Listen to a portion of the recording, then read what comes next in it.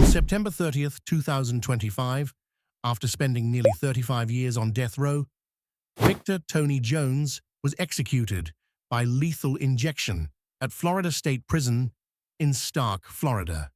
He was 64 years old. In this video, we will talk about what happened, his last words, and his last meal. But to uncover the events of that fateful day and why Victor ended up being executed, we have to go back to a December morning in 1990 and a workplace that would become a crime scene after just 2 days of employment. December 19th, 1990, a Wednesday morning in Miami-Dade County, Florida. Victor Tony Jones arrived for his second day of work at Nestor Engineering Company, a small business owned by an elderly couple, Jacob and Matilda Nestor. It was only his second day on the job. He had been hired just 48 hours earlier to help with maintenance and odd jobs around the facility. The Nestors were kind people, World War II generation, hard workers who had built their business from nothing. Jacob was a brilliant inventor who held dozens of patents for medical devices.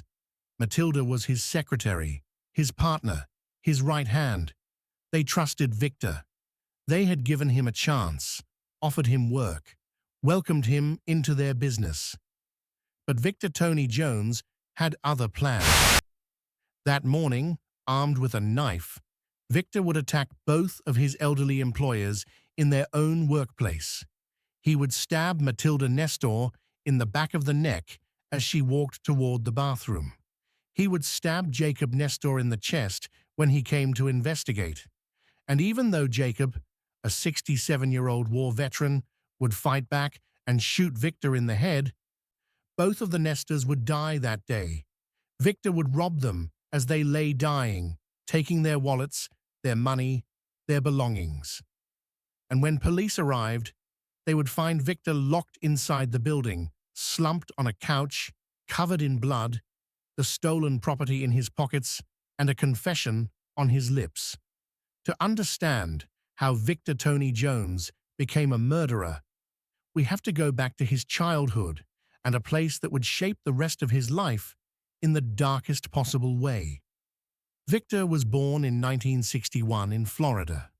Very little is known about his early childhood, but what we do know is that as a teenager, Victor was sent to the Okeechobee School for Boys, a state-run reform school in Florida.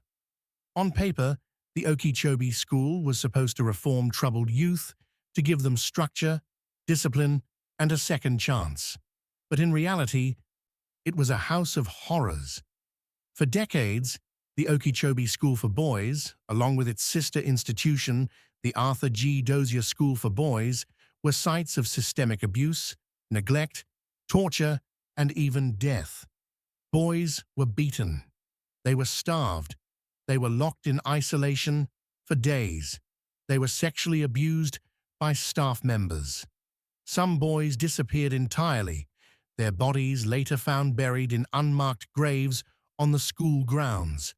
More than 50 children were eventually discovered in those graves, their deaths never properly investigated, their families never notified. Victor Tony Jones was one of those boys. He was sent to Okeechobee as a teenager, and what happened to him there would haunt him for the rest of his life. Decades later, in 2024, the Florida legislature would formally acknowledge the horrors of the Okeechobee and Dozier schools.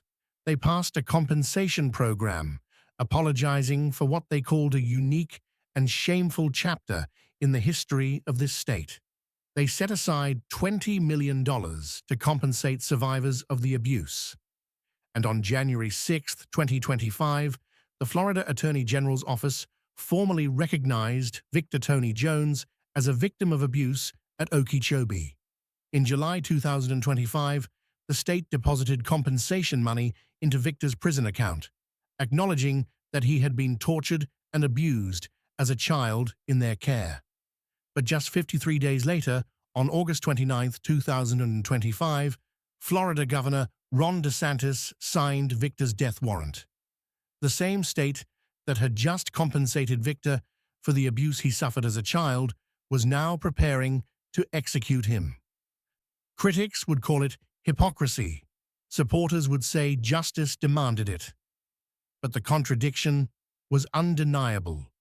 Florida was about to execute a man it had formally recognized as a victim of state-sponsored child abuse.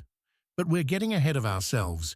To understand how Victor ended up on death row, we have to go back to December 19th, 1990, and the Nestor Engineering Company.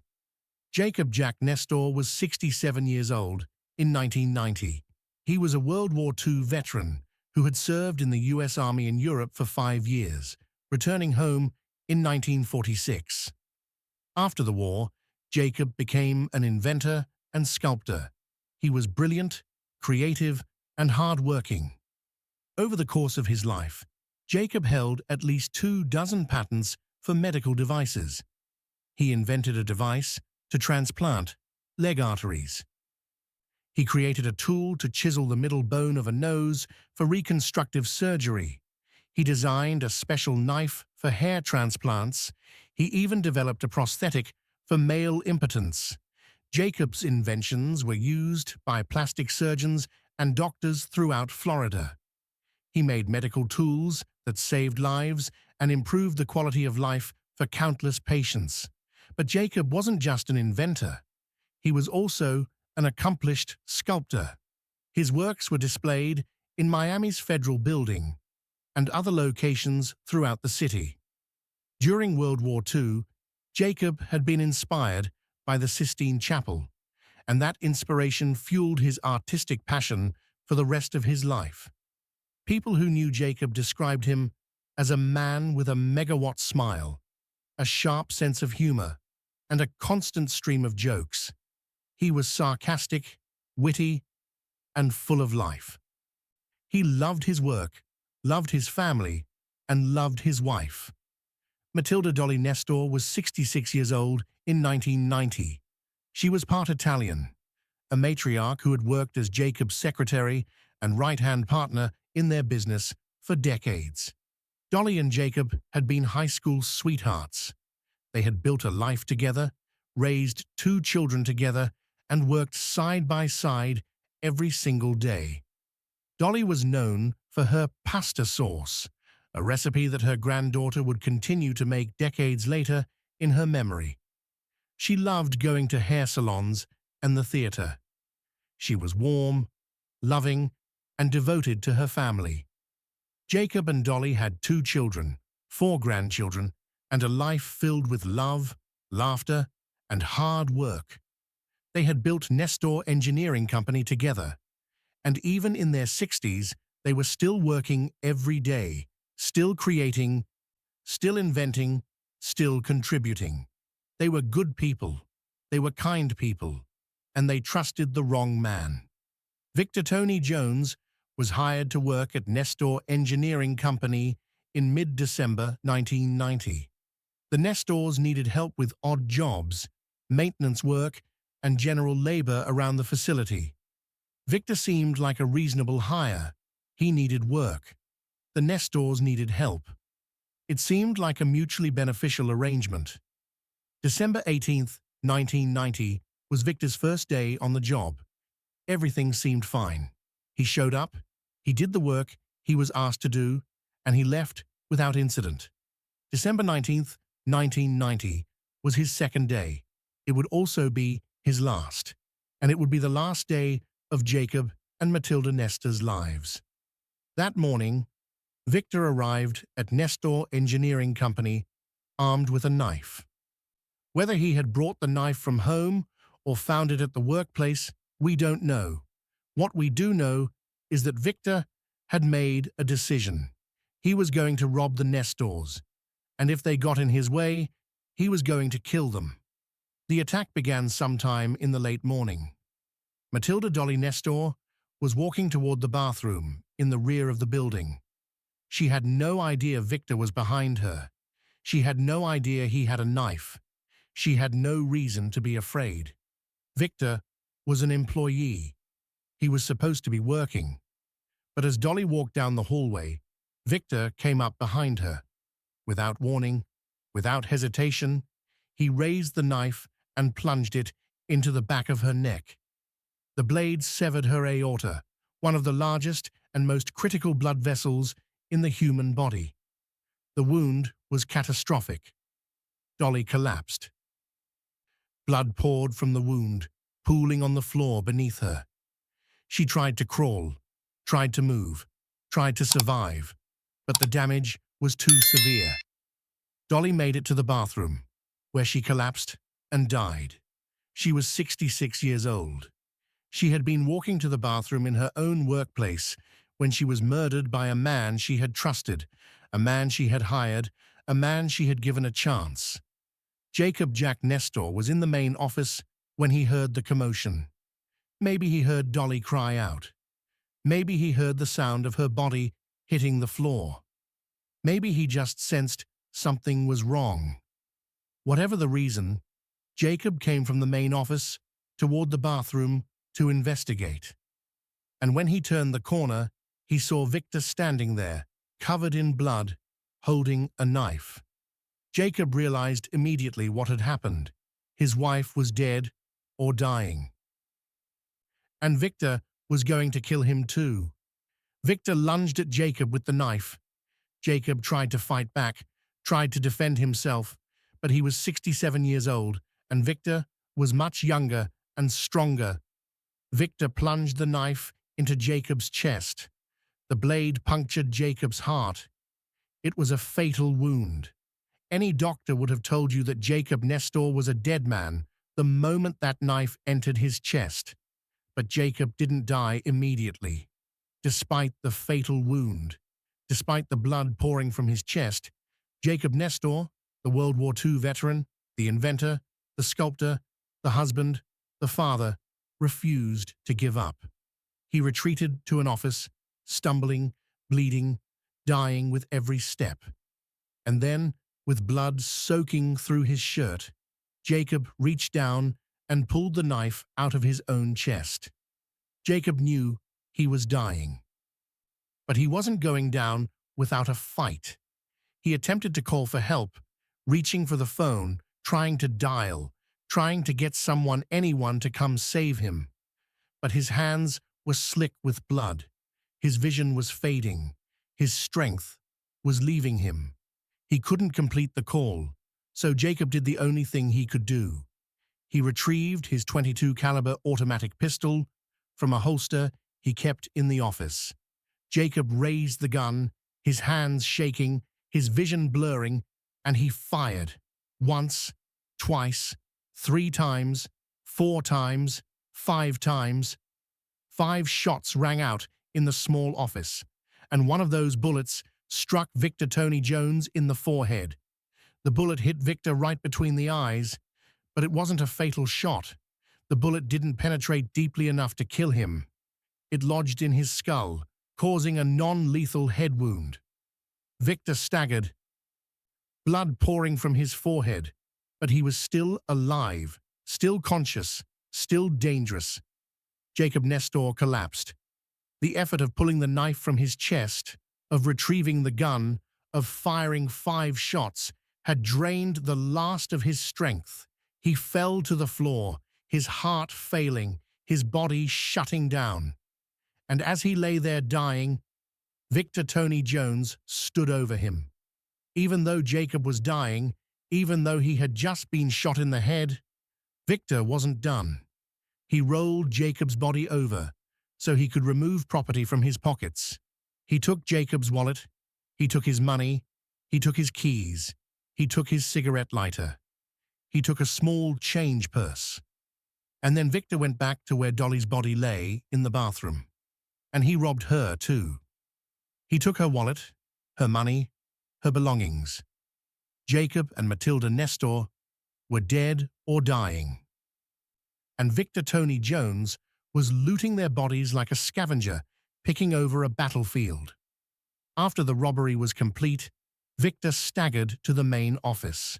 He was losing blood from the gunshot wound to his forehead. He was disoriented. He was in pain. He slumped onto a couch near Jacob's body, covered in blood, the stolen wallets in his pants pockets, the gun protruding from under his arm. And that's where he stayed, locked inside the building, waiting for someone to find him. Around noon, a UPS driver arrived at Nestor Engineering Company to make a delivery. When no one answered the door, the driver looked through the mail slot. What he saw made his blood run cold. Through the narrow opening, he could see what appeared to be a foot or a shoe, and next to it, a large amount of blood. The UPS driver immediately knew something was terribly wrong. He asked a neighbor for help and called emergency services. Police arrived within minutes. They knocked on the door. No answer. They knocked again, louder this time. Still no answer. The door was locked from the inside. Police made the decision to knock down the door. They breached the entrance and stepped inside, guns drawn, not knowing what they would find. The scene that greeted them was a nightmare. Blood was everywhere. In the hallway, in the bathroom, in the office. Matilda Dolly Nestor's body was in the bathroom. A single stab wound to the back of her neck. Blood pooled beneath her. Jacob Jack Nestor's body was in the office. A stab wound to his chest. The knife on the floor next to him. 5 spent shell casings scattered around the room. And slumped on the couch in the main office, covered in blood, with a bullet wound in his forehead, was Victor Tony Jones. Police immediately secured the scene. They checked both victims for signs of life.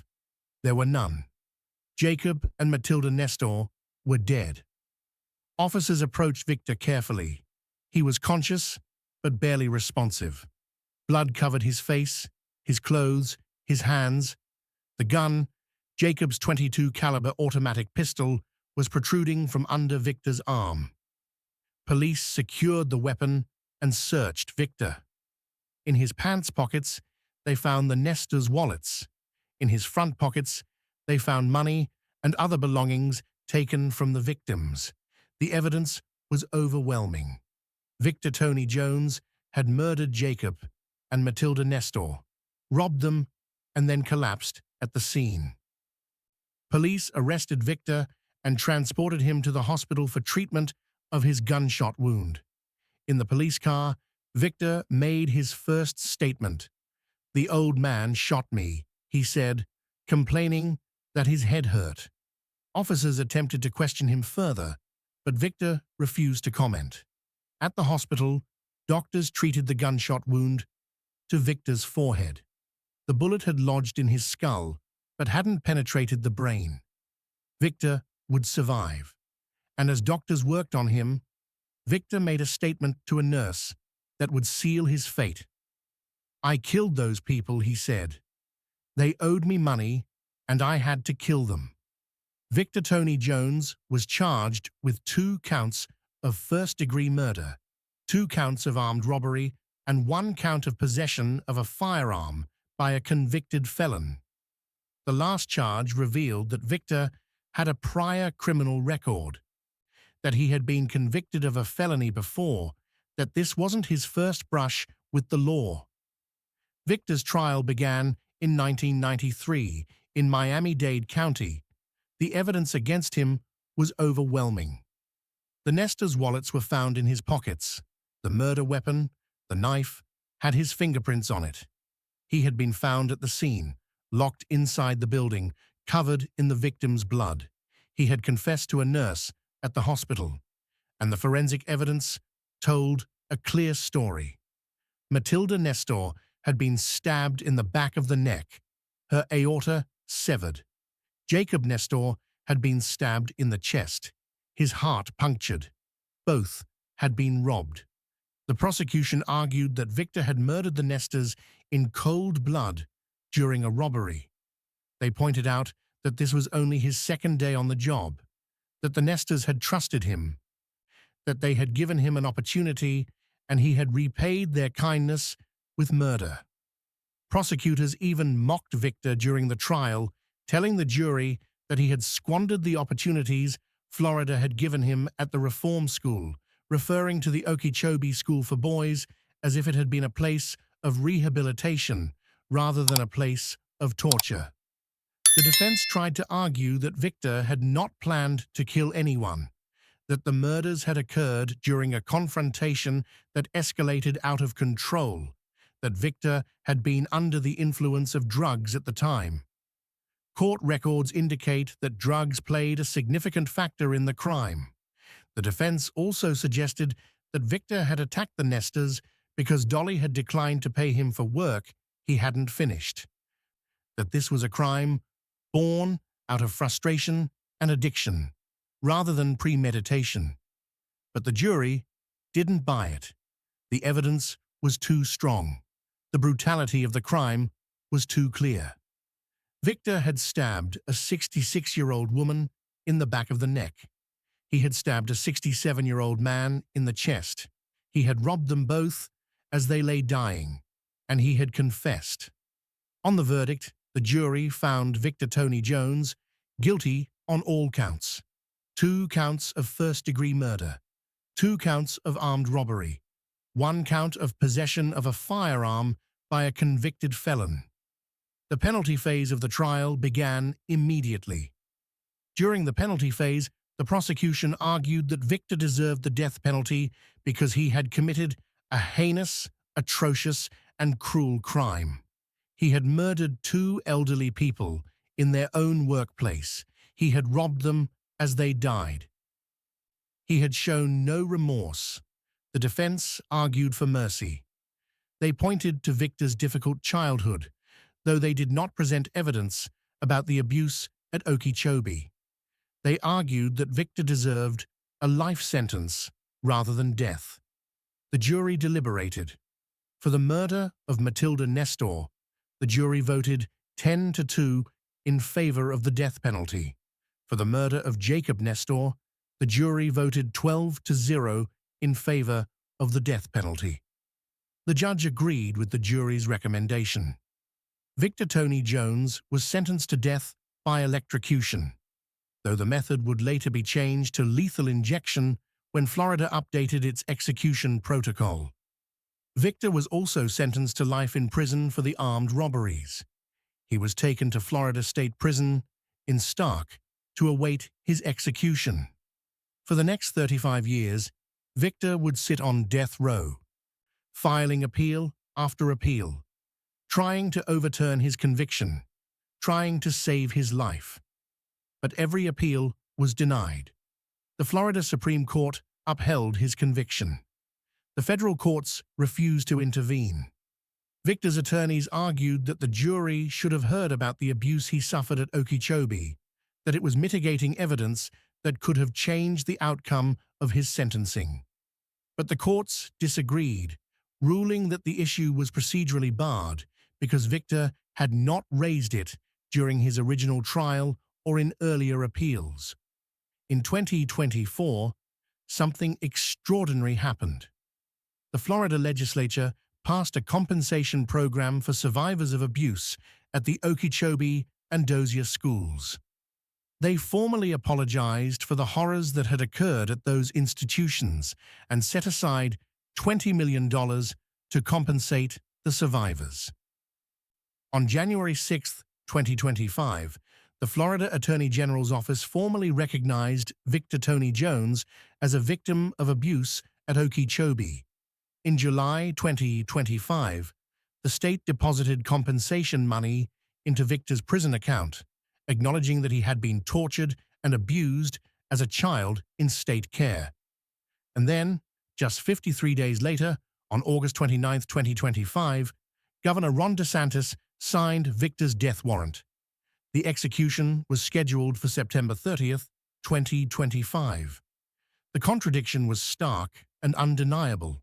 Florida was about to execute a man it had just compensated for being a victim of state-sponsored child abuse. Critics were outraged. The Florida Catholic Conference sent a letter to Governor DeSantis asking him to commute Victor's sentence to life without parole. Executive Director Michael Sheedy wrote, "It cannot be that with one hand The state pays out compensation to men abused and tortured as children in its care, while at the same time, with its other hand, puts one of these victims to death. Floridians for Alternatives to the Death Penalty delivered nearly 5,000 petition signatures to Governor DeSantis on the day of the execution, begging him to spare Victor's life. In September 2025, Victor's attorneys filed a 36-page petition with newly discovered evidence about the abuse he had suffered at Okeechobee. They argued that this evidence should have been presented to the jury during his trial, that it was powerful mitigating evidence that could have changed the outcome. But the Florida Supreme Court denied the petition in a 5-1 vote, ruling that the evidence was procedurally barred. The court wrote, "The alleged abuse occurred nearly 50 years ago and roughly 15 years before his trial, yet Jones did not raise it at trial or in any prior post-conviction proceeding." Victor's attorneys appealed to the U.S. Supreme Court. Hours before the scheduled execution, the Supreme Court rejected the final appeal without comment. There would be no last-minute stay, no reprieve, no mercy. Victor Tony Jones would die on September 30th, 2025. September 30th, 2025, Victor Tony Jones's final day on Earth. Victor woke up at 4:30 a.m. He spent the day meeting with his spiritual advisor. He had no other visitors. For his last meal, Victor requested fried chicken, collard greens, and sweet tea. A simple Southern meal that reminded him of home. He ate quietly, knowing that in just a few hours, he would be dead. At 6:00 p.m., the curtain to the viewing room opened promptly. Witnesses began gathering.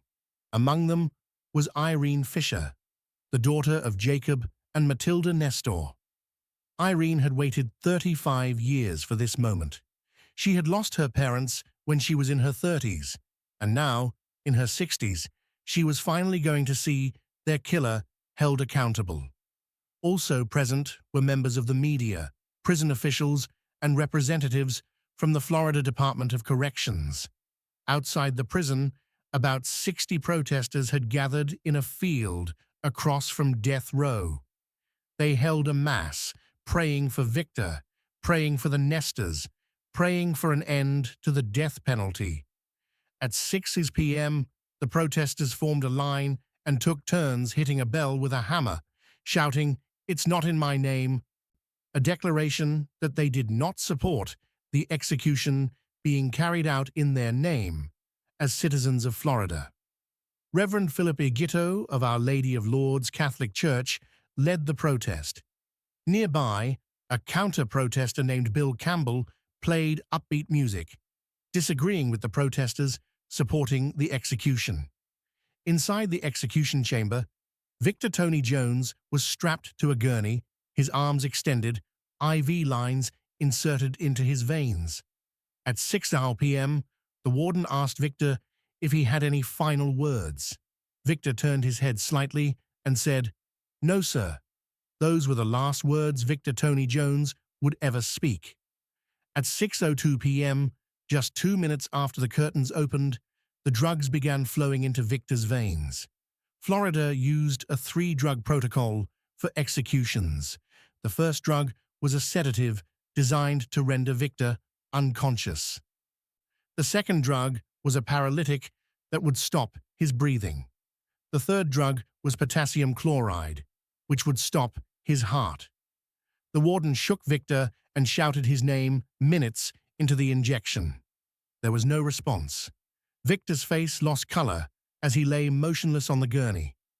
His breathing slowed, then stopped. His heart ceased beating. At 6:13 p.m., just 11 minutes after the drugs began flowing, Victor Tony Jones was pronounced dead. Officials said the execution had been carried out without complications. The witness curtain was closed. The execution was over.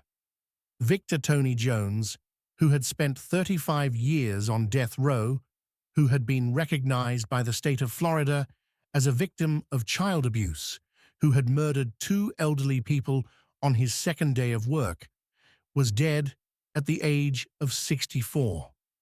After the execution, Irene Fisher, the daughter of Jacob and Matilda Nestor, spoke to reporters. "I wish my parents had that opportunity to die so gracefully, close your eyes and just go," she said. "I am very happy on one end that it is over, and I am sad also that someone else had to lose their life." Justice was finally served. Irene said she forgave Victor, but she believed the execution was necessary. Her parents had been brutally murdered, stabbed to death in their own workplace by a man they had trusted. And now, 35 years later, that man had finally been held accountable. The protesters outside the prison disagreed. They believed that executing Victor, a man who had been tortured and abused as a child in state custody, was wrong. They believed that Florida's decision to compensate Victor for the abuse and then execute him 53 days later was hypocritical and morally indefensible. But Irene Fisher and the victims' families had a different perspective. They believed that what happened to Victor as a child, as terrible as it was, did not excuse what he had done to Jacob and Matilda Nestor. They believed that Victor had made a choice on December 19, 1990, to murder two innocent people, and they believed he deserved to die for that choice. The case of Victor Tony Jones raises difficult questions that have no easy answers. Can someone who was tortured and abused as a child be held fully responsible for their actions as an adult? Does childhood trauma excuse or explain violent crime? Should a state that formally acknowledges it, abused a child, be allowed to execute that child once they become an adult? These are questions philosophers, legal scholars, and ethicists continue to debate. What is clear is that Jacob and Matilda Nestor should still be alive. They were good people who had worked hard their entire lives, who had built a business, who had raised a family, who had contributed to their community. They gave Victor a chance, offered him work, trusted him, and he murdered them in cold blood on his second day on the job. At least 9 men who were confined at the Dozier or Okeechobee schools have been executed by the state of Florida. Dozens more ended up on death row. The abuse those boys suffered did not end when they left the schools. It followed them for the rest of their lives, shaping who they became, influencing the choices they made, leading many of them down a path that ended in prison or on death row or in the execution chamber. Victor Tony Jones spent 35 years on death row. During that time, his attorneys argued that he deserved mercy, that his childhood abuse should be considered, that executing him was wrong. But the courts disagreed. They said Victor had had decades to raise the issue of his abuse and had failed to do so. They said the evidence was procedurally barred. They said justice demanded that Victor be executed for his crimes. Whether that was the right decision is something history will judge. What we know is that on September 30th, 2025, at 6:13 p.m., Victor Tony Jones's life ended. The family of Jacob and Matilda Nestor, who had waited 35 years, finally saw the man who murdered their loved ones held accountable. Irene Fisher said she felt peace. The protesters outside the prison said they felt sorrow. And the state of Florida, which had abused Victor as a child and compensated him as an adult, executed him 53 days after depositing money into his prison account. The case of Victor Tony Jones is now closed.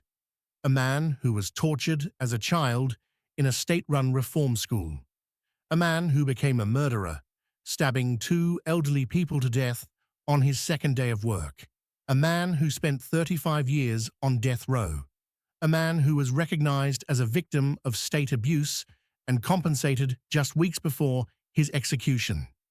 A last meal of fried chicken, collard greens, and sweet tea. Final words of no, sir. And finally, on a Monday evening in September 2025, a needle in the arm and a heart that stopped beating. Justice, such as it is, was served. Victor Tony Jones was the 13th person executed in Florida in 2025, setting a modern-era state record. Florida led the nation in executions that year, and the debate over whether executing victims of childhood abuse is justice or vengeance continues.